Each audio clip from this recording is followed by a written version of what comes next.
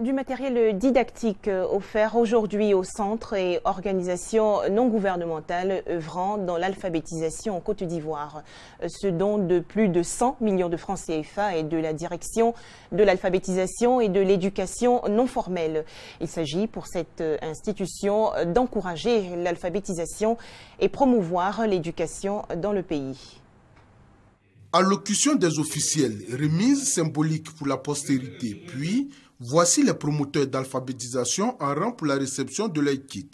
Dans ces paquets, ce sont des cahiers, des calculatrices, des règles et bien d'autres matériels didactiques d'une valeur de 111 millions de francs CFA.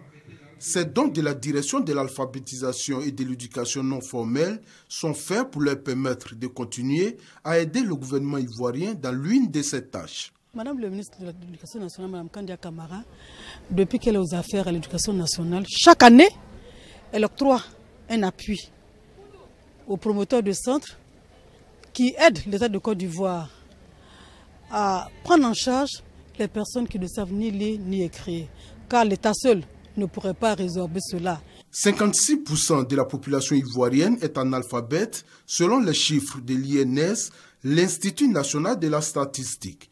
Autant dire que pour ceux des promoteurs engagés sur le front de la réduction de ces chiffres, la tâche n'est pas aisée. En le faisant, c'est penser aux nombreux auditeurs que nous encadrons. Et là, ça fait vraiment chaud au cœur quand ils apprendront que Madame le ministre a pensé à eux. Et dans les différents centres, ce sera vraiment la joie. Ça permet d'encourager lorsqu'ils viennent qu'on leur donne quelques petits cadeaux. Bon voilà, ils sont tout heureux de revenir. Voilà. Donc, c'est un moyen aussi de les maintenir. Rappelons qu'aujourd'hui, la Côte d'Ivoire compte 2675 centres d'alphabétisation contre 600 avant 2012.